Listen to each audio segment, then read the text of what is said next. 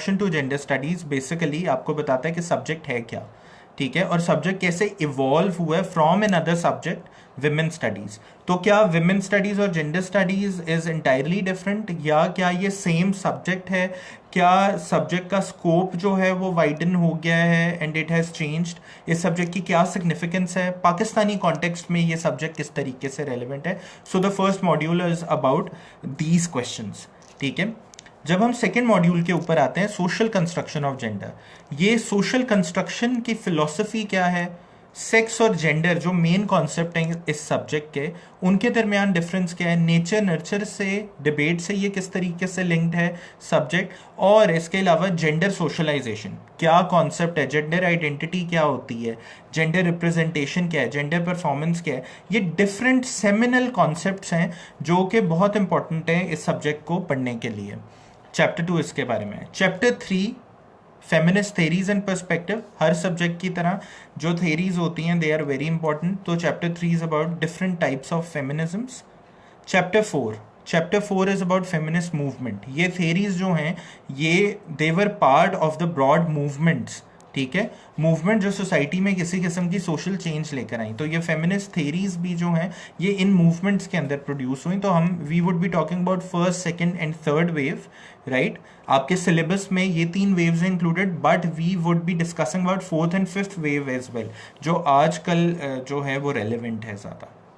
अच्छा, फिर इसके अलावा जो है हम जब आगे देखते हैं तो जेंडर एंड डेवलपमेंट का एक टॉपिक है जो यूएन के हवाले से, जेंडर इनइक्वालिटी की सारी डिबेट जो है विड वैड और गैड के हवाले से जो है वो बहुत रेलेवेंट है, ठीक है। और इसके हवाले से ग्लोबलाइजेशन, मतलब ग्लोबल पर्सपेक्टिव्स में जेंडर इनइक्वालिटीज़ को किस तरीके से देखा जा रहा है, लोगों को कैसे सेंसिटाइज किया जा रहा है, क्या इश्यूज और चैलेंजेस हैं और उनके क्या सॉल्यूशंस हैं, इसके बारे में बात की जाती है। Then we have another module called gender and politics, जिसके अंदर women political participation, challenges of women as voters, as candidates, why they are limited women in the leadership positions. आप अगर एक फॉर्च्यून 500 कंपनीज को भी देखें तो सिर्फ 4 कंपनीज के अंदर इंक्लूडिंग पेप्सी, राइट, इसकी जो टॉप लीडरशिप के अंदर एक फीमेल मौजूद है। ऐसा क्यों है? अगर हम इतना ही जेंडर इक्वालिटी के अंदर जो है वो बेहतरी आ रही है तो अभी तक विमेन जो है वो लीडरशिप पोजीशंस के अंदर क्यों नहीं है? मतलब इस तरीके के टॉपिक्स के बारे में हम डिस्कस करेंगे। Then we have a topic on gender based violence, violence की डिफरेंट टाइप्स, उसके कॉजेज, उसकी क्या रेमेडीज़ हैं, इस बारे में ये टॉपिक है। फिर है status of women in Pakistan, जिसमें हम access to education, health inequalities in related to women, ठीक है, लेजिस्लेशन, विमेन इन वर्क, इन थीम्स के ऊपर कवर करेंगे हम। ये टॉपिक्स हैं कुछ। Then we have case studies, जिसके अंदर जो है 3 केस स्टडीज़, मलाला यूसुफजई, मुख्तारा माई और शर्मीन उबैद चुनॉय की केस स्टडीज़ जो हैं वो आपके सिलेबस के अंदर इंक्लूडेड हैं। और जबकि साथ ही साथ इन केस स्टडीज़, अब केस स्टडीज़ और भी ढेर सारे हो सकते हैं, राइट। ढेर सारी फेमिनिस्ट हैं, मूवमेंट्स चल रही हैं। वी हैड औरत मार्च, मी टू कैंपेन बड़ी रेलिवेंट है, और इस तरीके के हवाले से डिफरेंट मूवमेंट्स हम देखते हैं। साइबर स्पेस के ऊपर जो है वो अब ढेर सारा एक्टिविज़म स्टार्ट हो गया है। अभी रिसेंटली लाहौर के एक प्राइवेट स्कूल के अंदर जो सेक्सुअल हरासमेंट का इंसिडेंट है उसके हवाले से जो सारी नैरेटिव सामने आए हैं, they are very relevant in this context. तो इम्पॉर्टेंट ये भी है, लेकिन हमारे सब्जेक्ट के हवाले से सिर्फ 3 केस स्टडीज़ जो हैं वो इंक्लूड की गई हैं, जिनको जाहिर सी बात है ग्लोबल मीडिया अपील जो है वो मिली है। तो ये तो हो गया जी सिलेबस। अच्छा, फिर साथ ही साथ बताता चलूँ कि हैं 9 मॉड्यूल्स, लेकिन अगर आप भी खुद पेपर को का एक ओवरव्यू करें, पास पेपर्स देखें, तो मैं स्टूडेंट्स को हमेशा ये गाइड करता हूँ कि आप अगर सिर्फ 4 मॉड्यूल्स यानी social construction of gender, feminist theories and perspectives, gender and politics और जेंडर बेस्ड वायलेंस को अगर आप जो है बहुत अच्छे तरीके से प्रिपेयर कर लेते हैं, ठीक है, तो आपका जो है वो एक अच्छे तरीके से प्रिपेयर हो जाता है एग्ज़ाम, ठीक है। तो एक्चुअली 9 मॉड्यूल्स हैं, मगर अगर आपका फोकस सिर्फ 4 कोर मॉड्यूल्स के ऊपर होता है तब बहुत अच्छे तरीके से आपका ये सिलेबस जो है वो प्रिपेयर हो सकता है।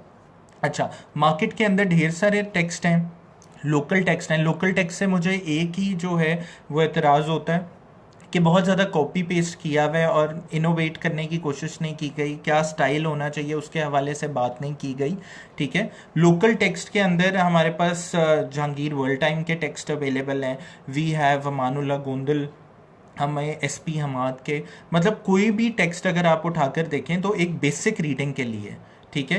अगर आपका इस सब्जेक्ट के साथ फेमिलियरिटी नहीं है तो उसके लिए एक बेसिक रीडिंग के लिए that would be very relevant subject, ठीक है, very relevant book initial reading के लिए उनके जो नोट्स वगैरह। लेकिन लेटर ऑन आपको इंटरनेशनल टेक्स्ट को इनकॉर्पोरेट करना चाहिए, ठीक है। There is a book called sociology of gender bye वॉटॉन, ठीक है, वॉटॉन, WHARTON, वॉटॉन, this is sociology of gender, book का ही नाम ये है। Then there is this book thinking about women bye Margaret, and I have forget the last name, ठीक है, आई forgotten the last name. तो Margaret मैं अभी कंफर्म आपको कर देता हूँ इन अ फ्यू मिनट्स। तो thinking about women is the name of another book, ठीक है। तो ये दो बुक्स बहुत इंपॉर्टेंट है। इसके अलावा 50 की कॉन्सेप्ट्स इन जेंडर स्टडीज़, ठीक है, हाईली रिकमेंडेड बुक। इसके अलावा फिर अगर आप देखें, आपने क्वेश्चन देखे होंगे तो हर क्वेश्चन जो है हमेशा पाकिस्तानी कॉन्टेक्स्ट के हवाले से पूछता है। तो पाकिस्तानी कॉन्टेक्स्ट को इनकॉर्पोरेट करने के लिए आपके Dawn, the Nation, Pakistan Today, इस तरीके के जितने न्यूज़पेपर्स हैं उनके अंदर जो डिफरेंट कॉलम्स और ओपिनियंस जिस तरीके से लिखे जाते हैं, वहाँ से आपको जो है डे टू डे क्या डेवलपमेंट हो रही है इस टॉपिक के हवाले से, जेंडर के हवाले से, विमेन के स्टेटस के हवाले से, उसके हवाले से आपको ढेर सारी जो है वो न्यूज़ वगैरह या कुछ रेफरेंसेस के लिए जो है वो मटेरियल मिलता रहेगा रिलेटेड टू पाकिस्तानी कॉन्टेक्स्ट। आप किसी भी क्वेश्चन को पाकिस्तानी कॉन्टेक्स्ट में रेलेवेंट बनाने के लिए you can cite localised example, ठीक है, हमारी लोकलाइज्ड सेंस ऑफ जेंडर क्या है उसको इनकॉर्पोरेट जो है वो कर सकते हैं, ठीक है। अच्छा, इसके अलावा अब थोड़ी सी हम बात कर लेते हैं कि मिथ्स क्या हैं इस सब्जेक्ट से रिलेटेड। नंबर 1, मैं पहले ही क्लियर करता चलूँ कि जेंडर एक ख़ास किस्म की सेंसिबिलिटी का नाम है मुझे लगता है, क्योंकि वो इस तरीके से कि आपको ओवरऑल देखना है कि ये सब्जेक्ट जो है वो किस तरीके एक बड़ी लिबरल अप्रोच रख रहा है, ठीक है। और इसके अलावा साथ ही साथ जो है इसके अंदर एक बड़ी क्लियर बात आपको करने की ज़रूरत है, एक बैलेंस्ड ओवरव्यू देने की ज़रूरत है। आई सी स्टूडेंट्स कोटिंग वो कुछ कॉन्स्पिरेसीज, कुछ एक्सट्रीम किस्म की स्टेटमेंट्स कोट करते रहते हैं, ठीक है, दिस इज़ नॉट परमिसिबल। आपको ये देखना है कि किस तरीके की सेंस है एक सब्जेक्ट की, एक फ्लेवर है, ठीक है, एक इमेजिनेशन है ख़ास किस्म की, एक सेंसिबिलिटी है जिसको आपने अपील करना है, ठीक है। फिर इसके अलावा इसके अंदर क्योंकि ये सब्जेक्ट खुद कहता है कि ये मल्टी डिसिप्लिनरी है, तो अगर आप literature, art, media, politics, management, इसकी थेरीज को इनकॉर्पोरेट करेंगे, इससे एग्जांपल्स लेकर आएंगे, तो आपका खुद ही इसको आपको फ़ायदा होगा, ठीक है। तो लिटरेचर, फेमिनिस्ट स्कॉलर्स के जो ओपिनियंस हैं उनको इनकॉर्पोरेट करना, रिसर्च लिटरेचर, ठीक है, रूटलेज, टेलर एंड फ्रांसिस के जर्नल्स, आप वहाँ पे जेंडर के हवाले से अगर ओपन एक्सेस जर्नल्स की रसाई है आपकी तो उसके अंदर से मटेरियल आप रिसर्च लिटरेचर भी कोट कर सकते हैं। इसके अलावा लोकलाइज्ड एग्जांपल्स, ग्लोबल एग्जांपल्स, उनको लिंक करना है आपने। फिर इसके अलावा आप स्कीमेटिक डायग्राम्स वगैरह भी यूज़ कर सकते हैं इसके अंदर, लेकिन आपने इस हवाले से इसको ओवरडू नहीं करना, ठीक है, वरना आपका राइटिंग स्टाइल जो है वो भी डिस्टर्ब हो सकता है। तो यस, आप कोटेशंस यूज़ कर सकते हैं, आप लिटरेचर से, आप रिसर्च आर्टिकल्स से जो है वो रेफरेंसेस जो हैं वो इसके अंदर को इनकॉर्पोरेट कर सकते हैं। आप डिफरेंट सब्जेक्ट्स की थेरीज इनकॉर्पोरेट कर सकते हैं, ठीक है। और मैं स्टूडेंट्स को कहता हूं कि आमतौर पर जो लेंथ के हवाले से बहुत पूछते हैं, लेंथ एक स्टैंडर्ड आंसर आप जिस तरह बाकी सब्जेक्ट्स का भी करते हैं उस तरीके का ही आंसर आपको करने की ज़रूरत है, मगर एट द सेम टाइम एक proper introduction, conclusion, main body के अंदर आपके points of assessments, arguments, rather मैं हमेशा एक अप्रोच का नाम लेता हूँ, एक निमोनिक आपने याद रखना है, PEE, point evidence explanation. Whenever you are giving a point of assessment, आपने उसको सब्सटैंशिएट करना है with a relevant evidence. Evidence can be an example, a quotation, a reference from a research article, right, किसी book का reference जो है वो, and then explanation. आपने पॉइंट और एविडेंस को सिंथेसाइज करना है एक्सप्लेनेशन देके, ठीक है।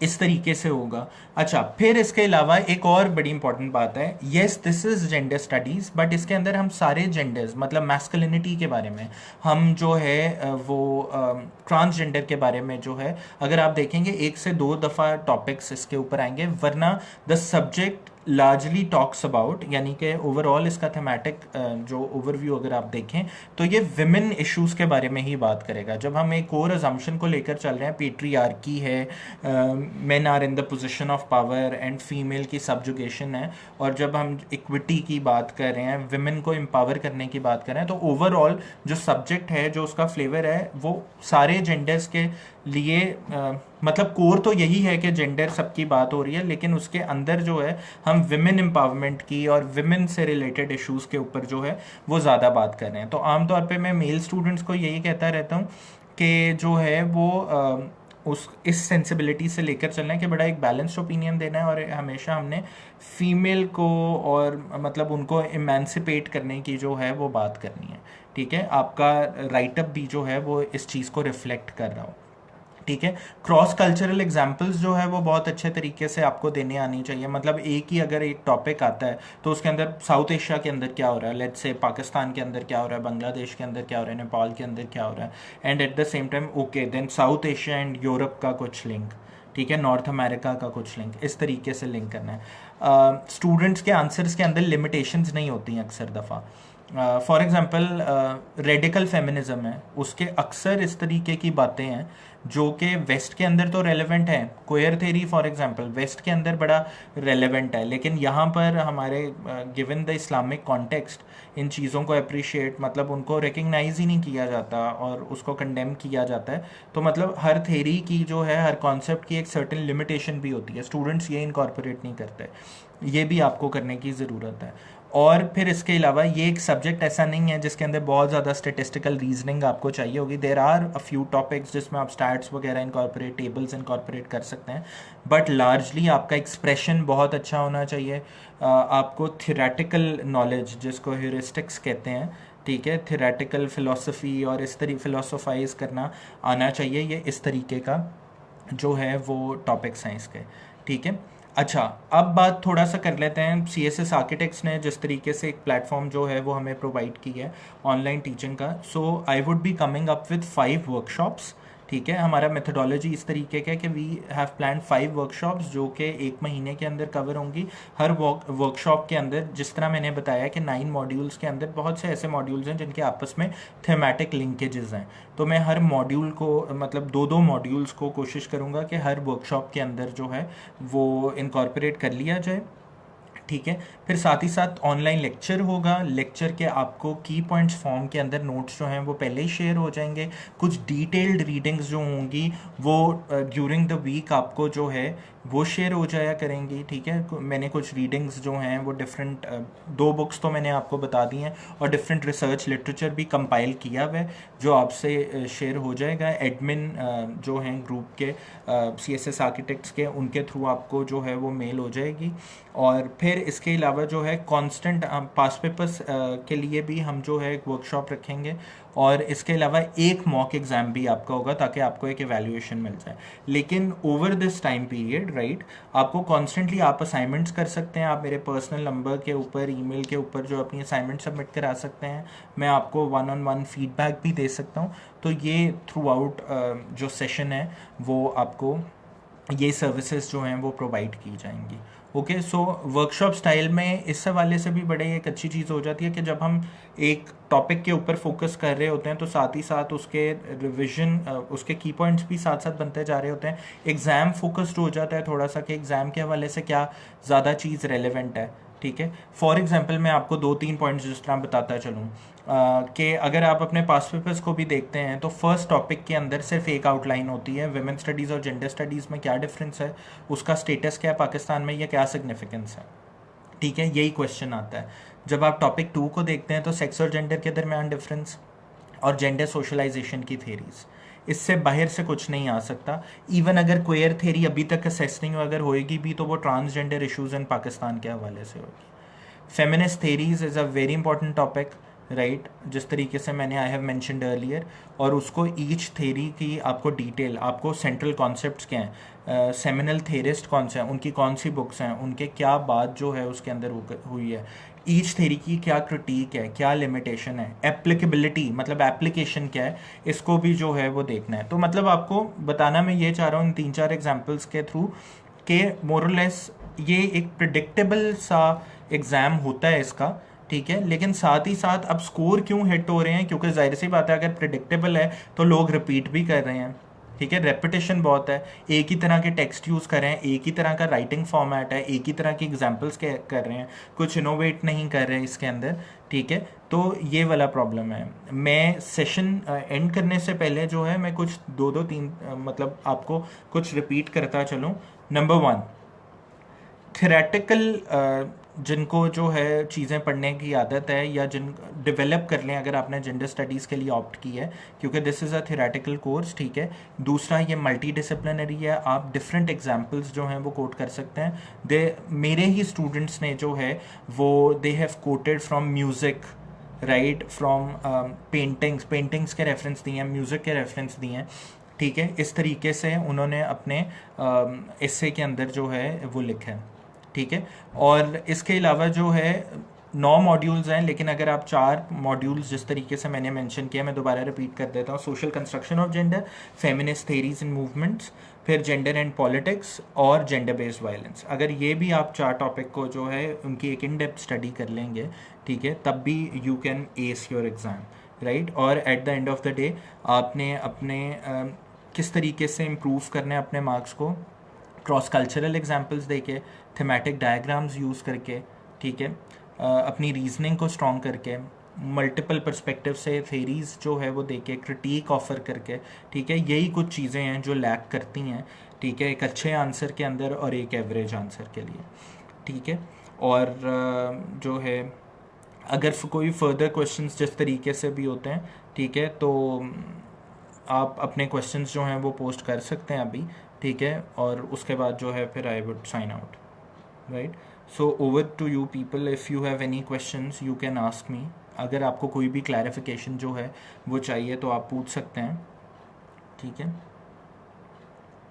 Books again, sociology of gender and thinking about women, you can Google it, right. इसके भी सारे चैप्टर्स नहीं, इसके भी सिलेक्टेड चैप्टर्स जो हैं जो आपके सिलेबस से रिलेटेड हैं, उनको जो है वो करने की ज़रूरत है, ठीक है। Any further questions?